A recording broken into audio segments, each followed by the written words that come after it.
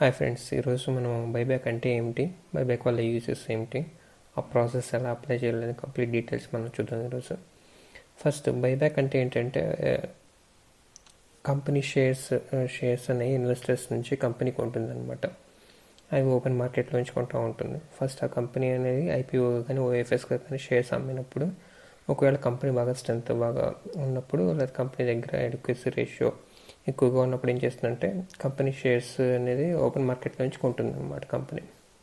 అది company buyback ఎందుకు announce చేస్తుందంటే నెంబర్ ఆఫ్ షేర్స్ అనేవి ఓపెన్ మార్కెట్లో రెడ్యూస్ చేయడం వల్ల, అలా చేయడం వల్ల ఏంటంటే మార్కెట్ ప్రైస్ అనేది పెరుగుతుంది. ప్లస్ వాళ్ళకి ఏంటంటే ఇన్వెస్టర్ చెప్పడానికి మా కంపెనీ బాగుంది, పర్ఫార్మెన్స్ బాగుంది, మా క్యాపిటల్ బాగా వస్తుంది, సో బాగా పర్ఫామ్ చేయొచ్చు అని చెప్పేసి చెప్పడానికి. ఇంకొక రీజన్ ఏంటంటే కంపెనీ స్టాక్ అనేది బాగా అండర్ వాల్యూడ్గా ఉన్నప్పుడు ఏంటంటే కంపెనీ అనేది ఆ షేర్స్ని బై చేస్తుంది అనమాట. నెక్స్ట్ వచ్చేసి బైబ్యాక్స్ అనేవి 2 టైప్స్ బైబ్యాక్స్ ఉంటాయి. ఒకటి టెండర్ ఆఫర్, ఇంకోటి వచ్చేసి ఓపెన్ మార్కెట్. టెండర్ ఆఫర్ అంటే ఏంటంటే ఫస్ట్ వాళ్ళు బైబ్యాక్ డేట్ అనౌన్స్ చేస్తారు, బైబ్యాక్ ప్రైస్ అనేది అనౌన్స్ చేస్తారు, సో రికార్డ్ డేట్ కూడా అనౌన్స్ చేస్తారనమాట. సో మనం ఆ రోజు కల్లా రికార్డ్ డేట్ కల్లా మన షేర్స్ హోల్డింగ్స్లో ఉన్నప్పుడు వాళ్ళు ఆఫర్ ఇచ్చినప్పుడు ఆ ఆఫర్ ద్వారా మనం అప్లై చేస్తూ ఉన్నాం బైబ్యాక్ అప్లై చేసినప్పుడు వాళ్ళు యాక్సెప్టెన్స్ రేషియో ప్రకారం వాళ్ళు ఇన్ని షేర్స్ మేము కొంటామని చెప్పేసి చెప్తారనమాట. అందులో నుంచి కొన్ని షేర్స్ సెలెక్ట్ చేసుకునేది వాటిని బై చేస్తారు. అది టెండర్ ఆఫర్. ఓపెన్ మార్కెట్ అంటే ఏంటంటే ఇది కంటిన్యూస్గా చాలా లాంగ్ ప్రాసెస్ అవుతుంది. ఏంటంటే ఓపెన్ మార్కెట్ నుంచి డైరెక్ట్గా బై చేస్తారు, దానివల్ల ఏంటంటే ప్రైస్ అనేది ఇంక్రీజ్ అవుతూ ఉంటుంది. ఇది ఏంటంటే మంత్స్లో ఉంటుంది అనమాట, ఎక్కువ 2-3 మంత్స్ కానీ 6 మంత్స్ కానీ అలా ఎక్కువ టైం అనేది స్పెండ్ అవుతుందండి దీనివల్ల. అదే టెండర్ ఆఫర్కి వచ్చేసరికి అదంటే ఫిక్స్డ్ టైం కల్లా అయిపోతుంది అనమాట. ఎగ్జాంపుల్స్ వచ్చేసరికి టెండర్ ఆఫర్లో వచ్చేసి రీసెంట్గా ఎన్టీపీసీ, అజంతా ఫార్మా ఇవన్నీ టెండర్ ఆఫర్ అనమాట. సో వన్స్ అనౌన్స్మెంట్ డేట్ తర్వాత వాళ్ళు ఏంటంటే రికార్డ్ డేట్ అనౌన్స్ చేస్తారు. ఆ రికార్డ్ డేట్కి మనం బై చేసిన షేర్స్ మనం ఆ బైబ్యాక్లో పార్టిసిపేట్ చేయొచ్చు అనమాట. ఆ బైబ్యాక్ ప్రైస్ అనేది కొంచెం మార్కెట్ ప్రైస్ కన్నా కానీ ఎక్కువ ప్రైస్ ఉంటుంది. ఓపెన్ మార్కెట్కి ఎగ్జాంపుల్స్ వచ్చేసరికి హెచ్పిసిఎల్. మనం ఇప్పుడు కంప్లీట్ బైబ్యాక్ డీటెయిల్స్ గురించి చూద్దాం. ఎగ్జాంపుల్ అజంతా ఫార్మా ఎగ్జాంపుల్ తీసుకున్నాం. దాని బైబ్యాక్ టైప్ ఇచ్చేసరికి టెండర్ ఆఫర్. వాళ్ళు రికార్డ్ డేట్ ఎప్పుడు అనౌన్స్ చేస్తారంటే November 13th.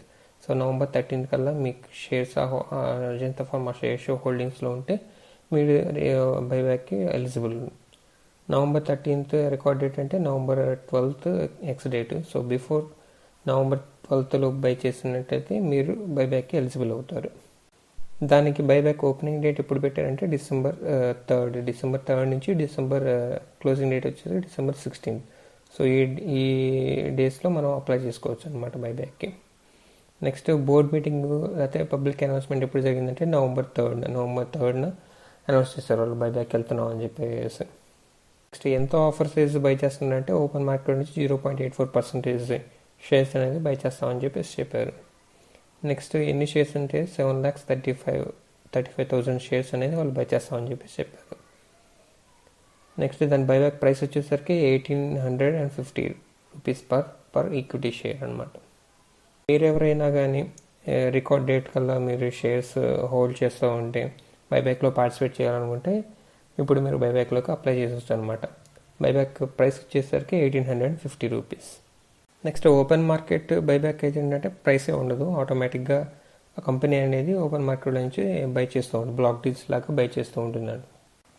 నెక్స్ట్ ఈ బైబ్యాక్ కోసం మనం షేర్స్ కొత్తగా ఫ్రెష్గా కొనొచ్చా అంటే అది చాలా రిస్కీ ప్రాసెస్, ఎందుకంటే అది చాలా టైం పడుతుంది, within months or more than months అనేది టైం పడుతుంది అనమాట. సో అప్పుడు దాకా మీరు హోల్డ్ చేస్తూ ఉంటే చేయొచ్చు, పార్టిసిపేట్ చేయొచ్చు. బట్ అప్పటికల్లా ప్రైస్ అనేది డిఫరెన్షియేట్ అయిపోతుంది అనమాట, తగ్గొచ్చు, మ్యాక్సిమం పెరిగినా కానీ మళ్ళీ తగ్గుతుంది. సో ఆ కంప్లీట్ ప్రాసెస్ అయిపోయేంత వరకు మీరు వెయిట్ చేస్తూనే ఉండాలి. వెయిట్ చేసిన తర్వాత ఆ బైబ్యాక్ యాక్సెప్టెన్స్ రేషియో ప్రకారం, యాక్సెప్టెన్స్ రేషియో ఏంటంటే మీరు 100 షేర్స్ బై సెల్ చేస్తామని చెప్పినప్పుడు కంపెనీ ఏంటంటే మాకు 10 షేర్స్ కావాలని చెప్పేసి 10 షేర్స్ తీసుకున్నప్పుడు మిగతా 90 షేర్స్ అనేది మళ్ళీ ఇన్వెస్టర్స్కి వచ్చేస్తాయి అనమాట. దాని యాక్సెప్టెన్స్ రేషియో వచ్చేసరికి 10% అనమాట. సో 100 షేర్స్ నుంచి 10 షేర్స్ తీసుకుంటారు వాళ్ళు, అంటే వాళ్ళు కంప్లీట్ బై చేస్తా ఉన్నది 10 షేర్స్ అనమాట అలా. సో ఆ యాక్సెప్టెన్స్ రేషియో ప్రకారం ఏంటంటే షేర్స్ అనేవి తీసుకుంటూ ఉంటారు. సో ఒకవేళ మన షేర్స్ అనేవి ఆ యాక్సెప్టెన్స్ రేషియోలో లేకపోతే ఏంటంటే మన షేర్స్ మళ్ళీ మన హోల్డింగ్స్లో వచ్చేస్తాయి. సో దానివల్ల ఏంటంటే ఎక్కువ మంది అలా తీసుకున్నప్పుడు ఏంటంటే అందరూ ఒకేసారి ఓపెన్ మార్కెట్లో సెల్ చేయడం స్టార్ట్ చేస్తారు. సో దానివల్ల ఏంటంటే ప్రైస్ అనేది ఆటోమేటిక్గా కరెక్ట్ అయిపోతుంది. మీరు ఇప్పుడు ఒక ఎక్కువ ప్రైస్లో కొన్ని అమ్మాలనుకున్నప్పుడు ఏంటంటే మీకు ఇప్పుడు లాస్లో బుక్ చేసుకోవాల్సి వస్తుంది అనమాట. సో దానివల్ల ఏంటంటే ఇది చాలా రిస్కీ ప్రాసెస్, అందుకని అవాయిడ్ చేయడం బెస్ట్ అనమాట. లేదు మీరు లాంగ్ టర్మ్ ఇన్వెస్టర్ అయితే మీరు డైరెక్ట్గా పార్టిసిపేట్ చేయొచ్చు. సో మీకు ప్రాబ్లం ఉండదు, ఎందుకంటే మీరు ఆల్రెడీ సెల్ చేసేసి తర్వాత బైబ్యాక్ ప్రైస్ తర్వాత అది రెడ్యూస్ అయినప్పుడు మళ్ళీ ఎప్పుడు కొనేసి లాంగ్ టర్మ్ ఉంచుకోవచ్చు అనమాట. ఏది షార్ట్ టర్మ్ తీసుకుంటామంటే అది మీ రిస్క్ రేషియోని బట్టి ఉంటుంది. బట్ నా సజెషన్ వచ్చేసరికి మ్యాక్సిమం పార్టిసిపేట్ చేయకపోతేనే బెస్ట్ అని చెప్పేసి నా సజెషన్. ఇంకో విషయం ఏమిటి అంటే మీ షేర్స్ అనేవి ఒకవేళ యాక్సెప్ట్ కాకపోతే ఆ ప్రైస్లో ట్రేడ్ అవుతూ ఉంటుంది స్టాక్ అనేది. సో ఎప్పుడైతే రికార్డ్ డేట్ ఉంటుందో ఆ డేట్ ప్రైస్లో కాదు, నార్మల్గా నార్మల్ డేస్లో ఎలా అయితే ట్రేడ్ అవుతుందో అదే ప్రైస్లో ట్రేడ్ అవుతూ ఉంటుంది స్టాక్. ఇప్పుడు మనం ఒక ఎగ్జాంపుల్ తీసుకుని ఎలా అప్లై చేయాలో బైబ్యాక్ ఎలా అప్లై చేయాలనేది ఇప్పుడు జీరోదా వెబ్సైట్లో జీరోదా బ్రోకర్ నుంచి చూద్దాం. సో వన్స్ లాగిన్ అయిన తర్వాత మనకి కంప్లీట్ డీటెయిల్స్ ఇవన్నీ చూపిస్తూ ఉంటాయి, డాష్బోర్డ్ ఇవన్నీ చూపిస్తుంది. సో వన్స్ లాగిన్ అయిన తర్వాత నెక్స్ట్ కన్సోల్లోకి వెళ్ళాలి. ప్రొఫైల్ క్లిక్ చేస్తే కన్సోల్ ఉంటుంది. కన్సోల్లోకి వెళ్ళిన తర్వాత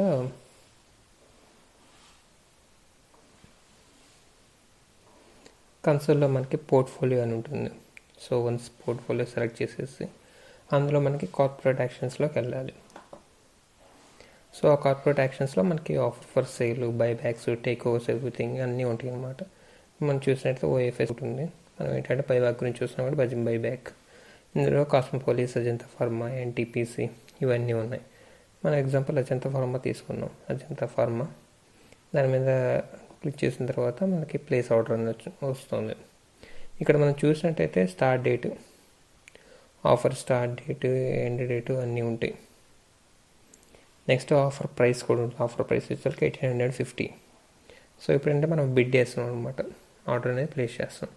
ప్లేస్ ఆర్డర్, క్వాంటిటీ మన దగ్గర ఎన్ని క్వాంటిటీ ఉన్నాయి, 10, 20, 30 ఎన్ని క్వాంటిటీస్ ఉంటే అన్ని క్వాంటిటీస్ ఎంటర్ చేస్తాం. 10 క్వాంటిటీ ఎగ్జాంపుల్ ఎంటర్ చేసిన తర్వాత నెక్స్ట్ సబ్మిట్ చేసేయటం అంతే. Order place successfully. ఇక్కడ మనం చూసినట్టయితే ఆర్డర్ బిడ్ క్వాంటిటీ ఆర్డర్ అనేది ఉంటుంది. స్టేటస్ వచ్చేసరికి పెండింగ్. మనం ఏంటంటే ఒకవేళ మీరు అవసరం లేదనుకుంటే క్యాన్సిల్ చేసుకోవచ్చు, లేకపోతే అదే ప్రాసెస్ చేసుకోవచ్చు. సో వన్స్ ఇది కంప్లీట్ అయిపోయిన తర్వాత, వాళ్ళు బైబ్యాక్ అయిపోయిన తర్వాత మీ షేర్స్ అనేవి ఆటోమేటిక్గా హోల్డింగ్స్లోంచి డిడక్ట్ అయిపోతాయి. డిడక్ట్ అయిపోయి మీకు ఫండ్స్ ఉంటాయి కదా, ఫండ్స్లోకి వచ్చేస్తాయి ఆటోమేటిక్గా. ఫండ్స్లోకి వచ్చేస్తాయి, కంప్లీట్ డీమ్యాట్ ఫండ్స్ ఉంటాయి కదా, ఆ ఫండ్స్లోకి వచ్చేస్తుంది. సో ఇక్కడ మనకు కావాలంటే క్యాన్సిల్ చేసుకోవచ్చు.